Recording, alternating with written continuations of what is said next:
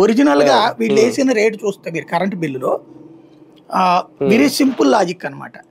మీరు వాడిన కరెంటు దాని మీద వీళ్ళు వేసే ఆ 22 ఛార్జీల 23 ఛార్జీల ప్లస్ జిఎస్టీ ప్లస్ ఇవన్నీ కలిపి డివైడెడ్ బై మనం వాడిన కరెంట్ వేయండి. 10 రూపాయలు పడుతుంది, 10కి తక్కువ పడదు డొమెస్టిక్ కూడా. ఎందుకంటే సమస్య అక్కడ ఉంది. ఇప్పుడు దాని ఇంపాక్ట్తో 10 నుంచి ఇంకెక్కువ పడుతుంది కానీ తక్కువ పడుతుంది. సోలార్ కరెంట్ పెట్టుకున్నామండి ఫర్ ఎగ్జాంపుల్. సోలార్ అంటే ఏంటి, నీ దగ్గర నుంచి నేను కొనుక్కుంటా 3-4 లక్షలు పెట్టి నేను సోలార్ ప్యానల్స్ పెట్టుకున్నాను నా ఇంట్లో పెట్టి నేను నీకు కరెంట్ ఇస్తున్నా. రాష్ట్ర ప్రభుత్వం తీసుకున్నాను కరెంట్. తీసుకున్నప్పుడు నువ్వేం చేయాలి, నేను ఉత్పత్తి చేస్తున్నప్పుడు మిగతా వాళ్ళ దగ్గర ఎంత తీసుకుంటాం అంత నాకు ఇవ్వాలి కదా, అంత ఇయ్యరు. 2.5 రూపాయలు అంటారు. ఇది తీసుకున్న వరకు బాగానే ఉంది.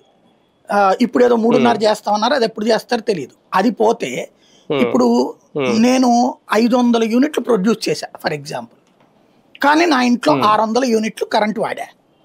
అప్పుడు నాకు ఎంత బిల్ వేయాలి, 100 యూనిట్ల బిల్ వేయాలి.